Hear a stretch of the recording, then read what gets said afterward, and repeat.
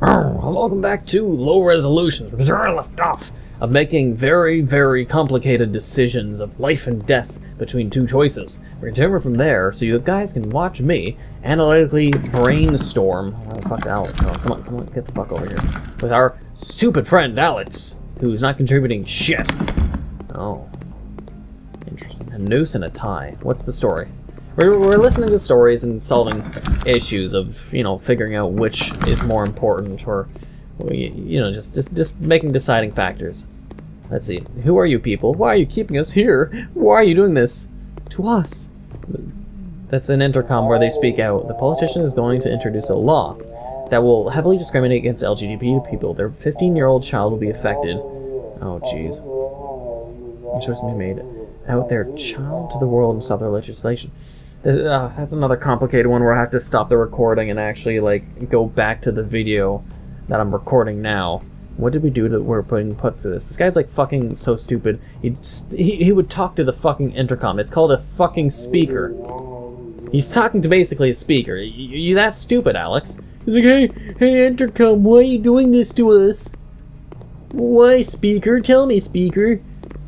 So you think a speaker or an intercom comes with a fucking microphone attached to it, you fucking moron? I'll be right back. Alright, I got the gist of the story. So basically, the politician's child, the politician who's like, let's just say the politician is a homophobe. Let's just go with that. As a simple way to explain it. The politician's a potential homophobe who's making legislation that'll affect LGBTQ communities, and since the child is gay but hasn't come out yet, basically it's like saying allow legislation to pass and it'll heavily discriminate against gays, bis, and lesbians, etc. Or at the cost of, and with the insinuation of this noose, let the world know that the politician's son is gay to make it so the politician doesn't pass the law. I don't know how outing the politician's child as gay would make the politician stop. The only thing I would see in this instance, if they really were homophobes, would they disown the child rather than the child would kill themselves. If they came out, then in 2017, let's be serious, if a child came out as gay, unless you're in the buttfuck of the boonies, they'd likely be congratulated, not oppressed. So let's see what information we get further from this. The politician's child lives at home still. All the child's family are strong vocal supporters of the legislation. So you're saying there's multiple children, only one of them's gay, all the rest are very strong for anti. He's like alone and gay. Get the fuck out of my way. And stop talking so much. The legislation will allow LGBT to be arrested for being in a consensual relationship with another adult. Okay, well, we're sacrificing a child for the many of them, basically. It's not as complicated. It's not as complicated as the last one. It's just the child will be outed. There's no guarantee that that would stop the legislation. There's no information telling me that we're basically like using the child as a scapegoat or something like that. There's no guarantee that outing the politician's child as gay. It would just be a political hit. But that wouldn't promise that the politician would be like, oh shit, forget my legislation. It just means the child would likely get stressed and maybe kill themselves or get disowned. That's the most that would happen. But whatever would make it so that legislation wouldn't pass. But the thing we'd have to take in consideration is just because the politician lets out a legislation doesn't mean the House or the Senate or whatever would vote and accept it. So, wait, actually my own understanding of politics then, it depends on the politician. The politician is making a legislation, or let's say a bill, but it can't just pass, people would vote on it. Just because a guy says, hey, I'm going to make this heavily discriminatory bill. The whole point of democracy is that unless the huge majority of the nation and all the politicians that people hired on their behalf, if there are so many politicians that unanimously vote and agree with a bill that is heavily homophobic, then that essentially means that all the people you voted into office, that the country in itself is inherently homophobic. So it would be confusing the logic of our current 2017 understanding of LGBTQ. But in this universe, which may not be parallel to our own, then if it actually is that easily to pass, even with a gay child, then that means everyone in, like, let's say the House, the Senate, whoever's voting, are at majority homophobes. If that's the case, then why sacrifice the child at the cost of it not passing? While if we supposedly help or tell them, hey, pass it, we're not going to let your child, their closeted homosexuality out in the open, so he doesn't get sacrificed. At the same time, I already set it up that the speaker may be lying with all the information. This may not pass the legislation, because if it gets voted in, that just means it's the timeline where bigoted perception on homosexuality is still around. Like, let's say it's like the 1800s, or let's say it's 1940s, like World War II era homophobia and discrimination. So I'm not doing this because I'm against gays, but we're thinking in a parallel universe where it's not like our own, where if it actually passes, that means all the politicians, majority of politicians, are homophobes. If it's able to pass with or without my opinion or stake in the matter, the place is fucked as is. So let's see what he says. The legislation passed. In the weeks that followed, countless members of the LGBT were attacked or arrested. It still could be a lie. Maybe none of these are real. That's basically what I'm presuming at this point. And just shut the fuck up with your makeup fucking bullshit. It's just, to sacrifice one child, maybe the courts will eventually overturn the legislation. That's what I'm basically saying, but not overturning, but I highly doubt it would pass. Or else that would mean majority overrule the fact and say, yeah, we're totally all homophobes, and there won't be a civil war or, you know, like a fucking giant riot saying, hey, you can't push us around like this. If it were 2017 and a law like this was introduced, it would be destroyed. It would be fucking, it just wouldn't go anywhere. Are you talking to the fucking speaker? Fuck. You're an idiot, Alex. Shut the fuck up. Stop making diddy. Population growth in the world is becoming unsustainable. Small conflicts between nations over food and water have begun. If nothing is done, the violence will escalate. 2 solutions have been proposed. Euthanize everyone above a specific age, or sterilize everyone with a low... Oh god, this is going to be easy for me.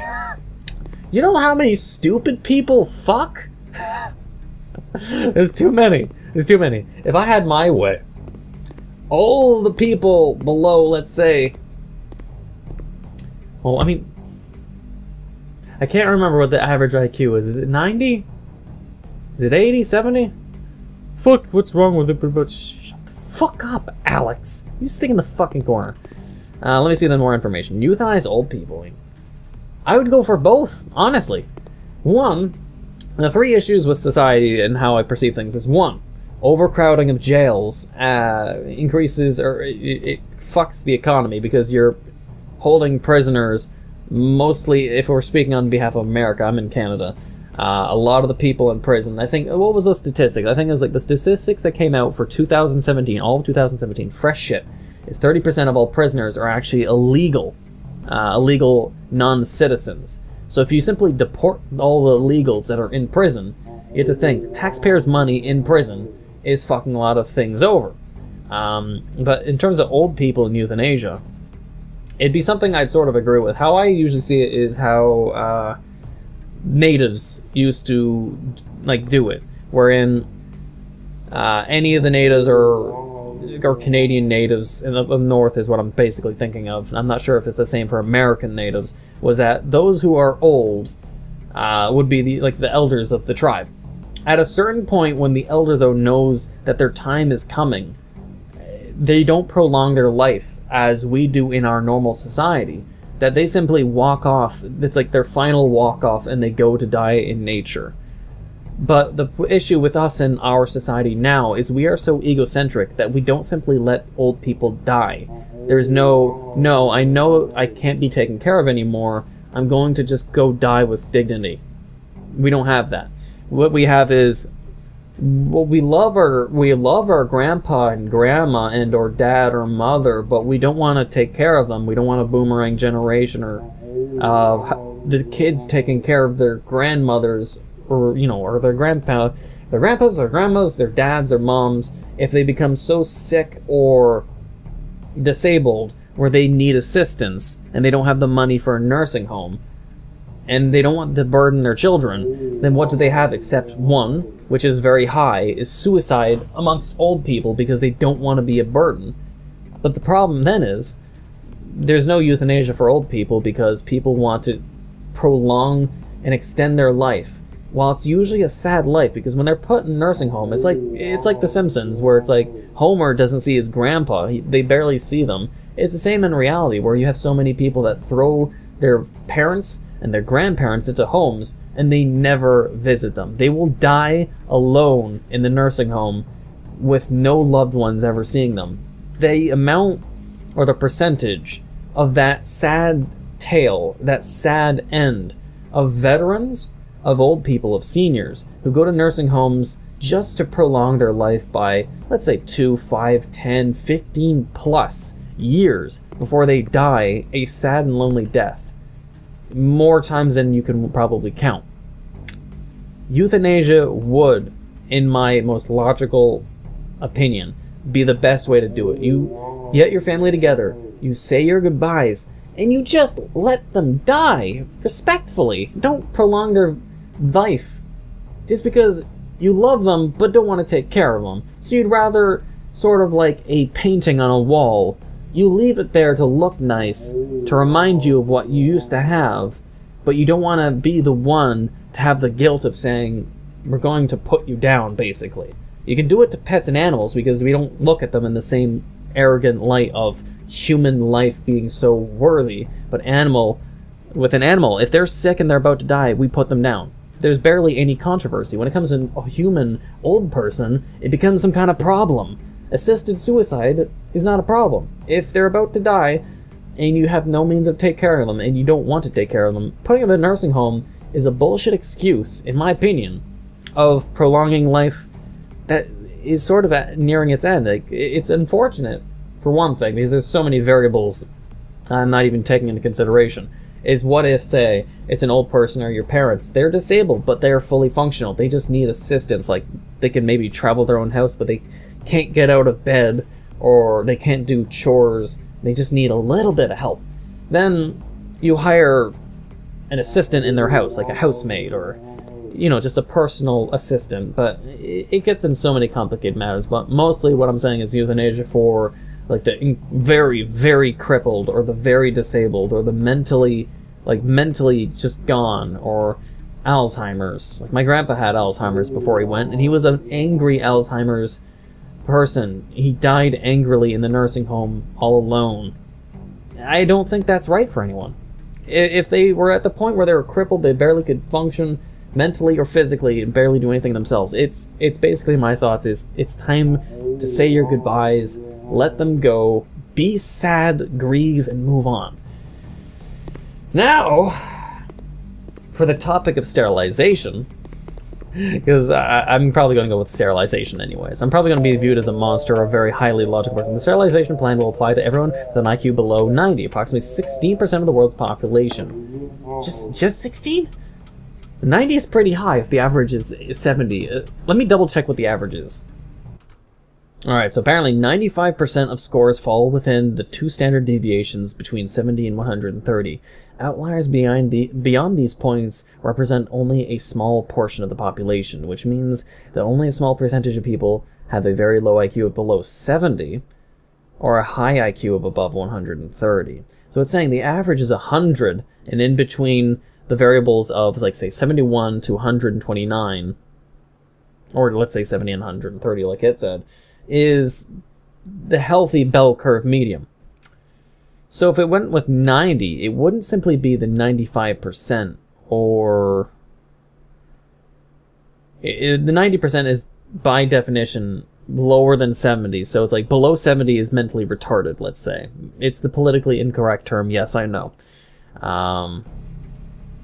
So below 90, but the average is 100. They're saying it's only 16% of the population. It's kind of... I would expect a lot more than 16%, but I don't know what this world's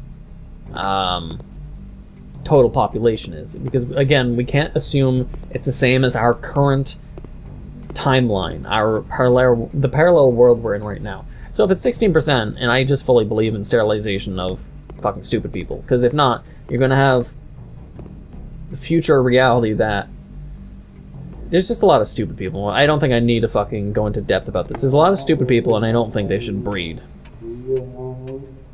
That's just how it is. I don't know. I don't think I need to really justify. I think a lot of people agree with this. It'll never happen for obvious reasons of basic human rights. Alright, what else? The sterilization program had begun. Some doctors tried to refuse to perform the procedure and were jailed.